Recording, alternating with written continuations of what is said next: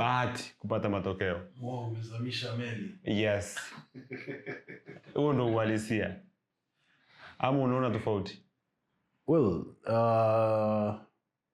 kwa kuanzia historia ni kwamba mchezo wa Taifa Stars dhidi ya Nigeria ni mchezo muhimu sana kwetu. Hasa kwa sisi wapenzi na mashabiki wa historia ya soka. Mara ya kwanza Taifa Stars kushiriki mchuano ya AFCON ni mwaka 1980 na mechi ya kwanza tulicheza na Nigeria ambao tulifungwa goli 2-1 nadhani.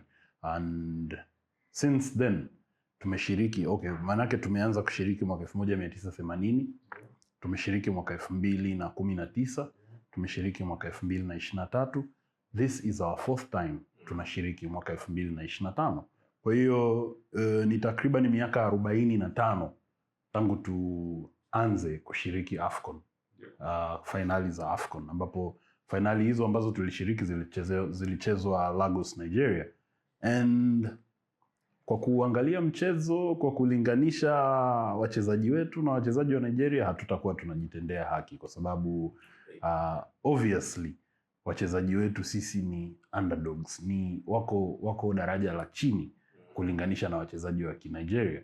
Na kuna msemo mmoja, japo inawezekana ni msemo wa kujipa moyo, lakini wataalamu wa rekodi mbalimbali wanasema professionals walitengeneza Titanic, lakini amateurs walitengeneza safina ya Nuhu.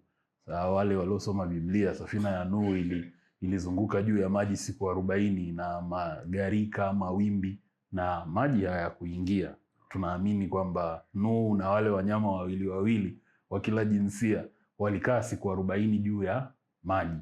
Lakini professionals waliotengeneza Titanic, wote tunajua Titanic ilipoishia. Kwa hiyo pamoja na kwamba ni maneno ya kujipa moyo, lakini kama anavyosema Jose Mourinho, modi yake ya kuwapa moyo wachezaji wake ni kwamba wachezaji wa Nigeria wana miguu miwili kama sisi, wanavaa jezi kama za kwetu, bukta na jezi ya juu, t-shirt.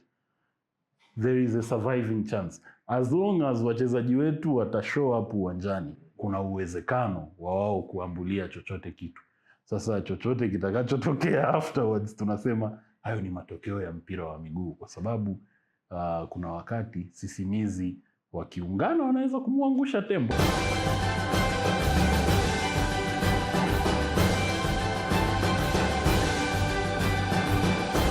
Game time, tuonavyo sisi.